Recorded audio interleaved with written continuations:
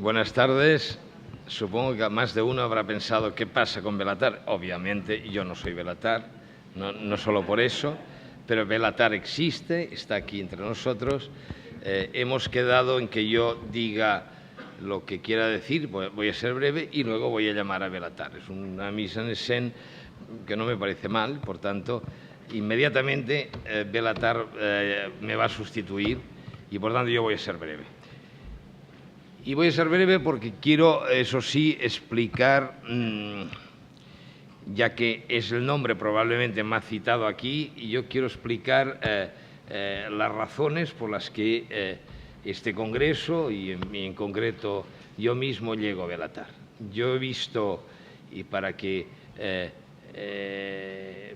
nadie se llame engaño, y porque además creo que ya es mucho, he visto 4 films de Béla Tarr. Béla Tarr tiene varios, digamos que hay 2 etapas suyas. La primera podríamos calificar de realismo socialista, que yo no conozco, y los últimos 4 films que sí conozco y que de alguna manera construyen a nivel internacional, a nivel europeo, el mito, la imagen, la marca Béla Tarr, que yo creo que es hoy una de las imágenes más potentes que ha dado el cine europeo contemporáneo. Me refiero al Almanaque de Otoño, que es la que vamos a pasar a continuación, Armonías de Wermeister, que se va a proyectar por la noche, Satan Tango y Damnation. Aquí en España se conoce de forma pirata Satan Tango, que no tengo claro que todo el mundo haya visto, porque es una película de 7 horas. Se conoce, digo, de forma pirata o medio clandestina, y en torno a ella se ha ejercido me parece a mí, un poder de fascinación razonable, porque la película es realmente fascinante. Pero yo, antes que nada, quiero decir que prepararos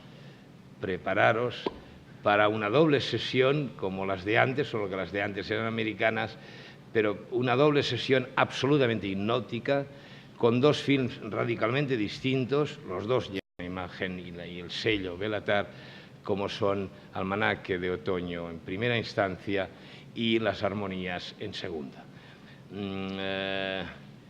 Si de alguna manera cabe hablar de un cineasta hoy heredero, o de 2 cineastas, y los 2 van a estar aquí con nosotros, herederos de una cierta poética instaurada por Tarkovsky, el cineasta ruso, me refiero a Sokurov y Béla Tarr, siendo distintos como son entre ellos. Béla Tarr representa de alguna forma el ejemplo más vivo de un cine contemplativo, de un cine de una poderosa belleza visual.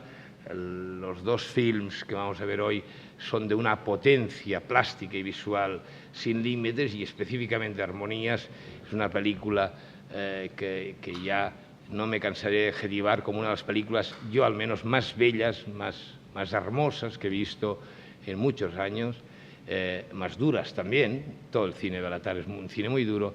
Digo, sí, un cine contemplativo, un cine, en cierto sentido, una cierta herencia de metafísica, pero a su vez un cine de un poder visual, de un poder plástico, de un poder de arquitectura de la imagen. Hoy en el cine contemporáneo pues está representado por el cine de Béla Tarr. Algunos verán reminiscencias, las tiene, por situarnos en Hungría, del cine de Miklós Jancsó, hoy fatalmente olvidado. Otros verán una cierta correspondencia con el cine de Antonioni o con el cine de Ozu, inclusive, por supuesto Tarkovsky, pero en cualquier caso Béla Tarr hoy es una experiencia singular, y creo que se ha hablado esta tarde y ayer de la singularidad, una experiencia singular en el cine europeo contemporáneo. La idea que se tuvo de conectar con él fue relativamente fácil. Debo decir que Béla Tarr contestó amablemente a mis sugerencias y estuvo bastante dispuesto desde un principio. Por tanto, cuando alguna vez se ha generado una imagen de hombre huidizo o de hombre arisco, la realidad es todo lo contrario, es un cachondo, lo digo ya, es un hombre muy abierto, que le gusta mucho el vino, como a mí, como casi todos, y que digamos, y que plantea, o que tiene una idea del cine, que es una idea de una mirada absolutamente nueva, una mirada, una forma de acercarse a los objetos, a las personas, a los paisajes, absolutamente nueva, una mirada que entronca con cierta idea del cine primitivo, que entronca también con cierta idea del cine del periodo mudo, y que, por supuesto, entronca con esa idea que el cine, más que acción, es también un sistema de contemplación, sistema hipnótico de contemplación. Todo eso me sirve, y lo añadiré y lo precisaré si conviene en la segunda sesión esta noche, con las armonías, que creo que responde a todo eso, y tal vez, en apariencia al menos, no responde tanto a la primera sesión de esta tarde, tarde-noche, que es Almanaque de Otoño. Yo buscaba algún tipo de explicación que no fuera ya dicha, en fin, para presentar una película, para decir 2 palabras sobre una película, y recordé, aparentemente no tiene nada que ver, pero recordé un texto de Gilles Deleuze, por aquello de que ha habido muchos franceses en la sala, un texto de Gilles Deleuze sobre Bresson, en concreto sobre un condenado a muerte se ha escapado, el film de Bresson, donde decía, y sobre Pickpocket, donde decía Deleuze, el problema o la ventaja de Bresson es que para hablar del espacio no tiene necesidad de mostrar el espacio se vive, el espacio se siente, se toca. Pues bien, Almanaque de Otoño, que no es una película bressoniana, es una película donde el espacio, más que tocarse, se habita.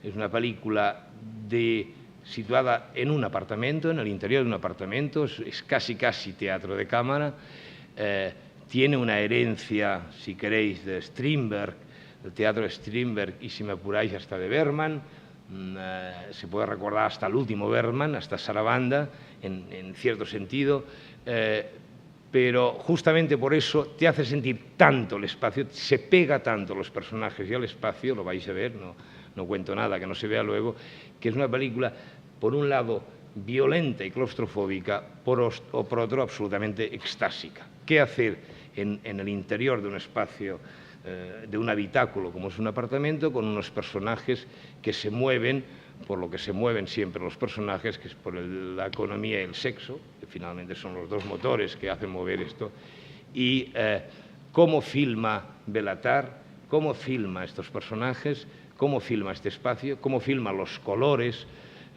del film. Estamos hablando de un film en colores muy radicales, muy fuertes, frente a un film en blanco y negro, que es el que veremos por la noche. Y lo interesante, insisto, es la mirada de Bélatar, que es una mirada insólita, y como lo importante es Bélatar y no yo, me callo, llamo Bélatar, Vela.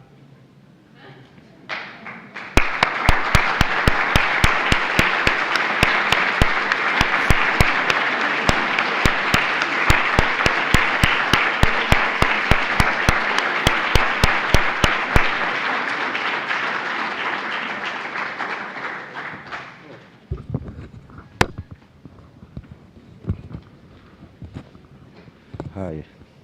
It doesn't work. Okay. Good evening. Can you hear me? Yes, okay. I would like to say a big thanks for your coming. I really don't want to waste your time now. I think you will see today 21 years old movie. I think somebody is younger than this movie. You know, when we made this movie, we were terribly sad, desperated, and depressed. And I hope you will be not when you will watch this movie. And I think the best if we talk after the movie. Okay? See you later, by the end.